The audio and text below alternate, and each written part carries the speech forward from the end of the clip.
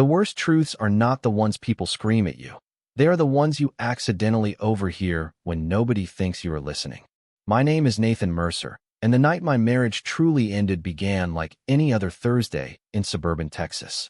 I spent most of the day visiting job sites, reviewing schedules, and dealing with delays caused by a supplier who could not seem to deliver anything on time. By the time I pulled into my driveway, the dashboard clock read 7:18 p.m. The sky was painted orange and gold, and all I could think about was taking off my work boots, grabbing a cold drink, and enjoying a quiet evening at home. The first sign that something was different came before I even opened the front door. I heard laughter. Not unusual laughter. The loud, carefree kind that comes from a room full of people who feel completely comfortable. Olivia had friends over. That was normal. She loved hosting gatherings. Wine nights, book clubs, neighborhood get-togethers. For years I had told myself those evenings helped her relax. I grabbed my laptop bag from the passenger seat and walked toward the house. Through the front window, I could see warm lights spilling across the living room. Music played softly somewhere inside. As I stepped into the entryway, I heard Olivia's voice rise above the others. The moment I heard my name, I stopped. Not intentionally. Instinctively. Something about her tone made me freeze. Then I heard the sentence that would replay in my head for months afterward. Honestly, every day with Nathan feels like regret. The room erupted with laughter. My hand tightened around the strap of my laptop bag. For a second, I wondered if I had missed part of the conversation. Maybe it was a joke. Maybe there was context I did not hear. Then one of her friends asked, "So why are you still with him?" More laughter followed. Olivia did not hesitate. She took a sip from her wine glass and said, "Because starting over sounds exhausting. But if I am being honest, I wish I could end this nightmare." The laughter got louder. Somebody nearly spilled a drink. Another friend covered her mouth while laughing. And right there in the hallway of my own home, something inside me became very quiet. Not angry, not devastated, just quiet. Looking back, that was the strange part. I expected pain. Instead, I felt clarity. I stood there staring at a framed family photograph hanging beside the staircase. It had been taken 3 years earlier during a vacation in Colorado. We looked happy, the kind of happy people post online and use for holiday cards. Funny how a camera can capture smiles while completely missing reality. The conversation in the living room continued. Olivia joked about my long work hours. Her friends laughed. She joked about my routine. They laughed again. Every word felt oddly familiar. Not because I had heard those exact comments before, but because they sounded like an amplified version of things I had been ignoring for years. Tiny criticisms, casual dismissals, remarks disguised as jokes. Standing there, I realized this conversation was not new. It was simply the first time I had accidentally heard it without being in the room. I should have walked in. I should have announced myself. I should have demanded an explanation. Instead, I quietly stepped backward, opened the front door, and walked back outside. The evening air felt warmer than before. I sat inside my truck with the engine off and stared at the house. Through the curtains, shadows moved across the walls. More laughter drifted into the night. The people inside had no idea I had heard any of it. Maybe that was what hurt the most. Not the words themselves. The comfort with which they were spoken. The certainty that I would never know. I sat there for several minutes watching the windows glow against the darkening sky. At the time, I thought I was witnessing the end of something. What I did not know was that I was actually witnessing the beginning. And the next few weeks would reveal truths I never expected to find. I did not go back inside that night. Instead, I started the truck, backed out of the driveway, and drove with no destination in mind. The roads were mostly empty. Streetlights reflected across the windshield while the radio played quietly in the background. I do not remember a single song. My mind was somewhere else. People like to believe life-changing moments arrive with warning signs. Looking back, I can tell you that is not always true. Sometimes the moment that changes everything arrives disguised as an ordinary Thursday evening. About 30 minutes later, I pulled into a diner just off the highway. The place looked exactly like 100 other diners across Texas. Neon sign, chrome trim, half-empty parking lot. I slid into a booth near the window and ordered coffee. The waitress smiled, filled the mug, and left me alone with my thoughts. For a long time, I just sat there staring through the glass. Cars came and went. A truck driver walked inside. 2 college students laughed while sharing fries. The world continued moving as if nothing had happened. The strange thing was that I did not feel angry. Not yet. What I felt was confusion. Because the woman I heard in that living room sounded completely different from the woman I thought I knew. Or maybe she was the same woman and I had simply stopped paying attention. That possibility bothered me more than anything else. I thought back to the early years of our marriage. Olivia used to tell people I was dependable. She liked that I worked hard. She liked that I kept my promises. She liked that I could be counted on when things became difficult. Somewhere along the way, those qualities stopped being strengths. At least in her eyes. Dependable became boring. Consistent became predictable. Hardworking became unavailable. Looking back now, I can see the transition clearly. At the time, I barely noticed it happening. My name is Nathan Mercer. I am 45 years old, and I own a construction company that I built from the ground up. 15 years earlier, the company consisted of one pickup truck, a rented trailer, and more determination than common sense. Over time it grew. More employees, bigger projects, better contracts. Every success required sacrifice. Early mornings, long days, missed weekends. I accepted all of it because I believed I was building something meaningful for my family. That belief carried me through every difficult season. Maybe that was why I ignored so many warning signs. The memories started surfacing one after another while I sat in that diner. Small moments I dismissed at the time. Olivia rolling her eyes when I talked about work. Olivia comparing me to men who wore expensive suits and spent more time networking than working. Olivia laughing at comments about how predictable I had become. None of those moments seemed important individually. Together, they painted a picture I had spent years refusing to see. Around midnight, my phone buzzed. Olivia. I stared at her name on the screen until the call stopped. A few minutes later, another call came through. Then a text message. Where are you? Everything okay? I almost responded. Old habits are difficult to break. For years, I had been the one smoothing things over. Explaining. Reassuring. Fixing. But this time something stopped me. I placed the phone face down on the table and took a slow sip of coffee. The truth was that I did not know how to answer her question. Was everything okay? No, not even close. Yet what happened in that living room did not feel like the beginning of a problem. It felt like confirmation of one. The waitress returned to refill my cup. Outside, the parking lot lights cast long shadows across the pavement. I remember thinking about a phrase my father used to repeat when I was young. He always said that people reveal who they are when they think nobody important is listening. Sitting there alone in that diner, I realized Olivia never expected me to hear those words. Which meant the version of her that spoke that night might have been the most honest version of all. And once that thought entered my mind, another question followed close behind. If she had become that comfortable saying those things in front of her friends, how long had she been feeling them before I finally heard them? The next morning, I woke up in a motel room 20 miles from home. Pale sunlight leaked through the curtains, casting thin lines across the carpet. For a few seconds, I forgot where I was. Then everything came rushing back. The laughter, the comments, the look on Olivia's face in my memory as she casually described our marriage to a room full of people. My phone sat on the nightstand beside the bed. 8 missed calls. For text messages. All from Olivia. The messages started with concern and gradually shifted toward irritation. Where are you? Please call me. We need to talk. Nathan, this is ridiculous. I stared at the screen for a long moment before setting the phone back down. Something felt different. Not because I was angry. Because for the first time in years, I was not rushing to fix a problem the moment it appeared. After a quick shower, I drove straight to the office. The company yard was already busy when I arrived. Forklifts moved pallets across the lot. Contractors checked schedules. Pickup trucks rolled in through the gate. Normal life. Familiar life. The kind of life that depended on actions instead of opinions. I unlocked my office, sat behind my desk, and tried to focus on work. For the first hour I managed. Then my attention drifted. The question from the night before refused to leave me alone. How long had Olivia been feeling that way? Around mid-morning, I opened a drawer looking for a contract and noticed a dark blue folder tucked beneath several files. The folder stopped me cold. I had almost forgotten it existed. 7 months earlier, after a series of uncomfortable conversations with Olivia, I started keeping notes. Nothing dramatic. Just observations. Dates. Questions. Thoughts I never shared with anyone.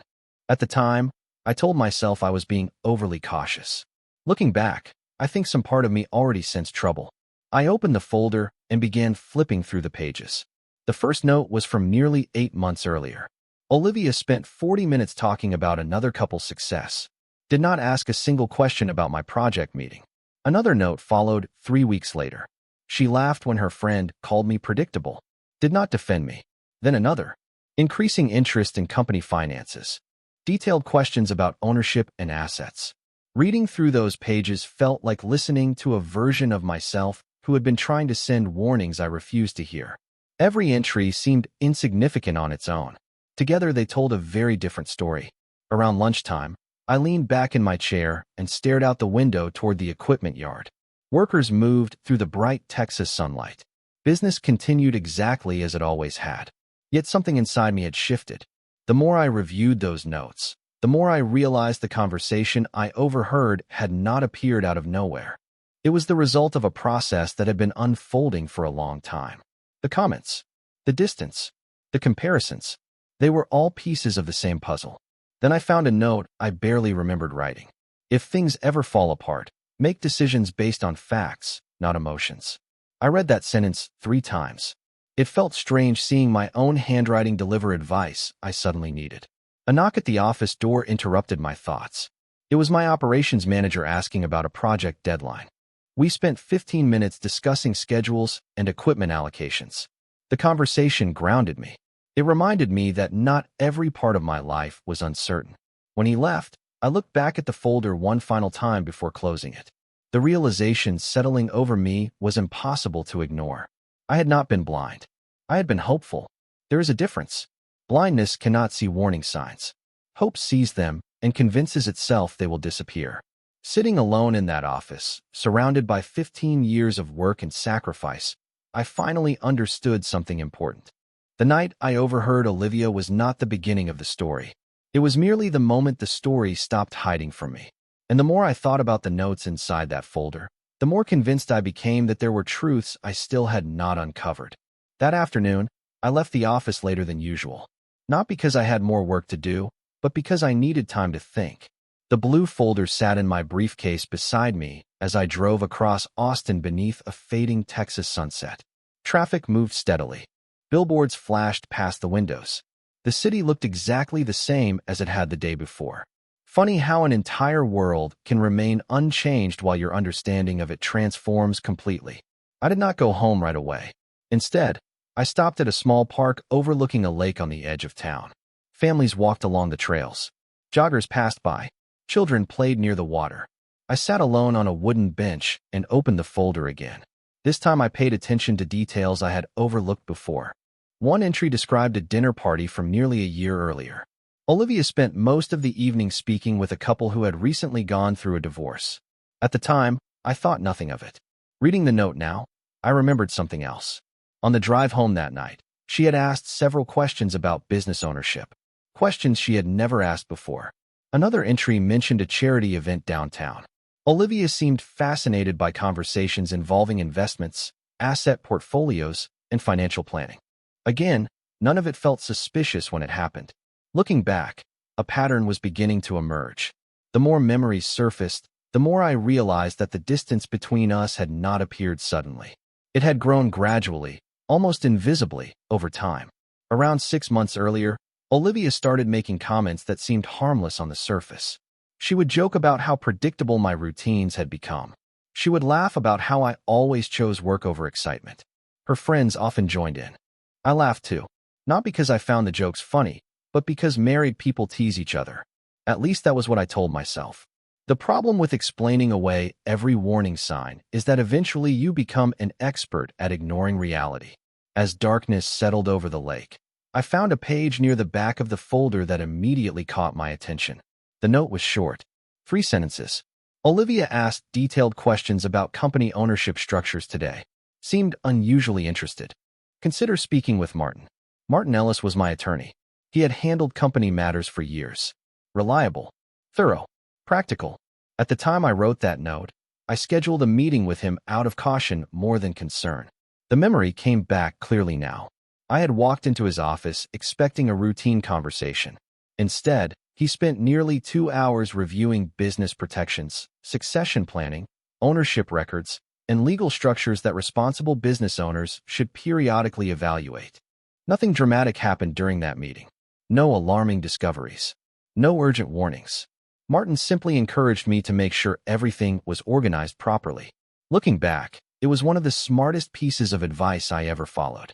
Over the following months, several updates were completed. Documents were reviewed. Records were updated. Certain protections were strengthened. At the time, I viewed the process the same way I viewed insurance. Something you hope never becomes important. Sitting on that bench beside the lake, I finally understood why that memory mattered. Long before I overheard Olivia's conversation, part of me sensed something was wrong. Not enough to accuse anyone of anything.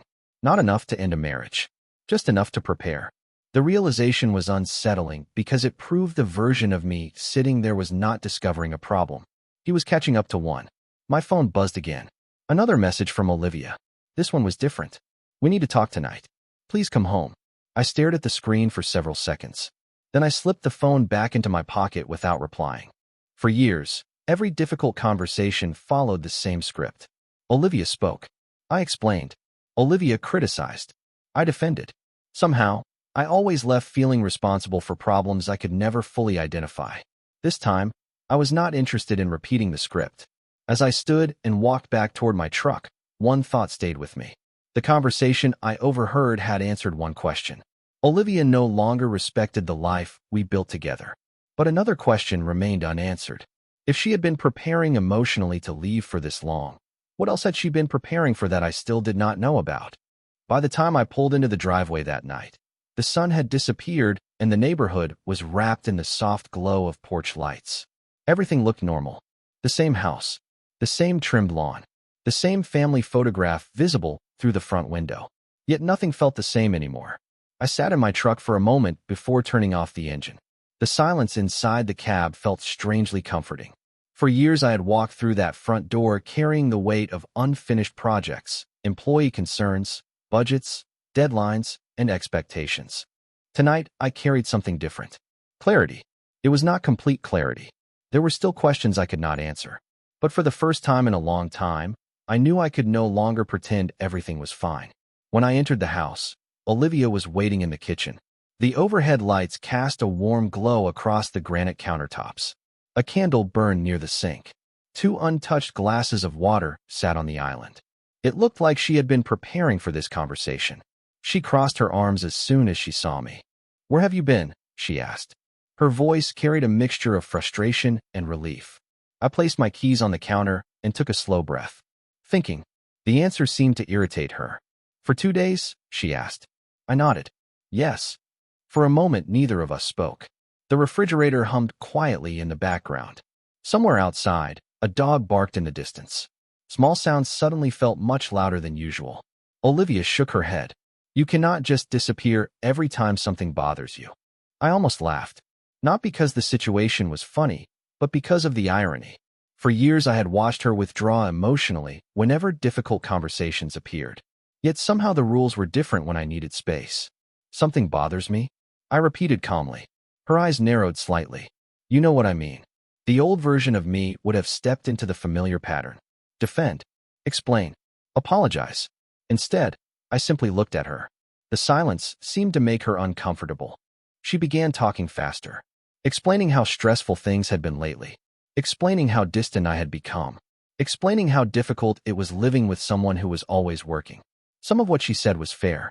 I had worked long hours. I had missed dinners. I had spent years prioritizing the company because I believed I was protecting our future. But the more she spoke, the more I noticed something missing. Accountability. Every problem existed because of something I had done or failed to do. Every disappointment traced back to me. Listening to her felt like reading a report written by someone determined to exclude half the facts. Then she sighed and leaned against the counter. "I do not know how much longer I can keep doing this," she said. The words hung in the air between us. They should have triggered panic.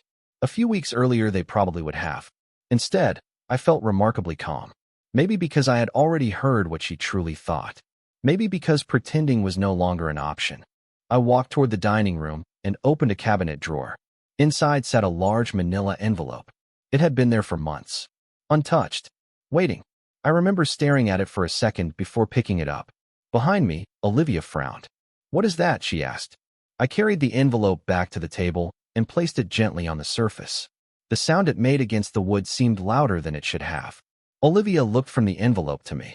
Confusion slowly replaced irritation. "Nathan," she said. I met her eyes. For the first time in years, I felt no need to convince her of anything. No need to argue. No need to defend myself. "You said you do not know how much longer you can keep doing this," I said quietly. Then I rested my hand on the envelope. "The truth is, neither can I."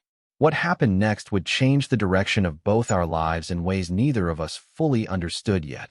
Olivia looked at the envelope for several seconds before reaching toward it. The confidence she had carried throughout the conversation was still there, but I noticed the first crack forming beneath the surface. She expected an argument. She expected another cycle of explanations and apologies. What she did not expect was certainty. Slowly, she opened the envelope and pulled out the documents inside. Her eyes moved across the first page, then the second, then back to the first again. The kitchen remained completely silent except for the faint hum of the refrigerator. Finally, she looked up. "You are serious?" she asked. It was an odd question. The paperwork sitting in front of her answered it clearly. Yet people often ask questions when they are hoping reality will somehow change before the answer arrives. "Yes," I said. Olivia stared at me for another moment before letting out a short laugh. It was not a happy laugh. It was the kind people use when they are trying to convince themselves they are still in control. "This is because of one conversation?" she asked. I knew exactly which conversation she meant. The one she never realized I heard. For a second I considered telling her everything. I considered describing the hallway, the laughter, the comments. Instead, I shook my head. "No," I replied. "This is because of years of conversations." That answer seemed to catch her off guard. Her expression shifted slightly. Not guilt, not sadness, confusion, as if she genuinely did not understand how we reached this point. Looking back, that was one of the most revealing moments of the entire marriage. I had spent years noticing changes, compromises, and disappointments. She seemed genuinely surprised that I had noticed them too. Olivia placed the documents back on the table and folded her arms. "You are overreacting," she said. The words landed differently than they would have months earlier. Once upon a time, they would have pulled me into another debate. Another attempt to justify my feelings. Another exhausting discussion that somehow ended with me apologizing. This time I simply listened. The silence frustrated her. She started talking faster, explaining why relationships go through difficult periods, explaining why everyone says things they do not mean sometimes, explaining why I should not make major decisions while emotional. Some of her points sounded reasonable. That was what made them effective. Yet something important was missing. Accountability. Every explanation focused on why the situation was not serious. None focused on why it happened in the first place. Eventually, she stopped talking and looked at me expectantly, waiting, hoping I would retreat, hoping I would become the version of Nathan she had grown accustomed to, the version who always backed down first. Instead, I calmly sat across from her and folded my hands on the table. "Do you remember something you told me years ago?" I asked. She frowned. "What?" "You said trust is built slowly and lost quickly." For the first time that evening, she looked uncertain. I nodded toward the papers. "That is not why these are here. These are here because respect works the same way." The room fell quiet again. Outside, headlights moved past the front windows as a neighbor drove down the street. Somewhere in the distance, a lawn sprinkler clicked rhythmically against the grass. Ordinary sounds. Ordinary moments. Yet nothing about the evening felt ordinary anymore. Olivia looked back down at the documents. The confidence was still present, but now something else had joined it.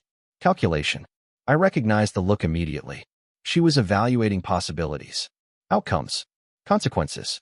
For months, maybe longer, she had assumed she understood the future. Tonight was the first time that assumption seemed uncertain. As the clock on the kitchen wall ticked steadily forward, I realized something important. The envelope was never the real turning point. The real turning point was the moment I stopped asking for permission to value myself. And judging by the expression on Olivia's face, she was only beginning to understand what that meant. The following weeks moved forward with surprising speed. Once the initial paperwork was filed, the process became less emotional and far more procedural. Meetings were scheduled.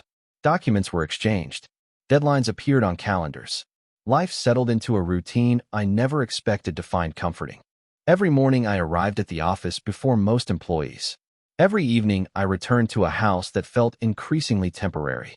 Somewhere along the way, I stopped measuring time by days and started measuring it by discoveries. The first major discovery arrived during a meeting with Martin Ellis. We sat across from each other in a conference room overlooking downtown Austin. Floor-to-ceiling windows framed the skyline, while afternoon sunlight reflected across the polished table. Martin opened a folder and reviewed several updates regarding financial disclosures. Most of it was routine. Then he paused and adjusted his glasses. "There is something interesting here," he said. Those words immediately caught my attention. Martin was not a dramatic man. If he described something as interesting, it usually mattered. He explained that Olivia's legal team had requested extensive information related to company ownership, asset structures, and future business projections. The level of detail surprised him. It did not surprise me. Suddenly, the questions from months earlier made perfect sense. The notebook, the conversations, the unusual curiosity about business records. For a moment, I felt disappointed. Not because the requests were inappropriate. They were part of the process. The disappointment came from realizing how long she had been studying a future that apparently did not include me. Martin continued reviewing documents. Ownership records, trust arrangements, corporate structures. Everything had been updated properly months earlier during routine planning discussions. Nothing hidden, nothing unusual, just responsible preparation. Yet as we worked through the details, I noticed something important. Many assumptions depended on information that was incomplete. People often believe they understand a situation because they recognize a few visible pieces. Reality is usually more complicated. Several weeks later, we attended our first formal mediation session. Olivia arrived with her attorney. I arrived with Martin. The conference room felt cold despite the Texas heat outside. Bottles of water sat neatly arranged on the table. Legal pads, pens, stacks of documents. Everything looked professional and organized. At first, the discussion focused on standard topics. Property, accounts, personal belongings. Nothing unexpected. Then attention shifted toward the company. Olivia's attorney spoke confidently about valuations and future earnings. He referenced projections and estimates. Throughout the discussion, Olivia remained remarkably calm. In fact, she seemed more relaxed than she had been during our final conversations at home. Watching her, I realized she still believed she understood how everything would unfold. Then Martin began presenting documentation. Not aggressively, not dramatically, simply methodically. One document led to another. Records, agreements, planning structures, long-term provisions. Every page answered questions before they could be asked. The atmosphere inside the room changed almost immediately. Nobody raised their voice. Nobody argued. Yet I could feel the shift. Confidence slowly gave way to uncertainty. Olivia began reading more carefully. Her attorney requested additional copies. Discussions that previously moved quickly suddenly slowed down. For the first time since this process began, I saw something in Olivia's expression that had been missing before. Surprise. Genuine surprise. The meeting lasted nearly 4 hours. By the time it ended, everyone looked exhausted. As people gathered folders and prepared to leave, Olivia approached me near the elevator lobby. For a moment, neither of us spoke.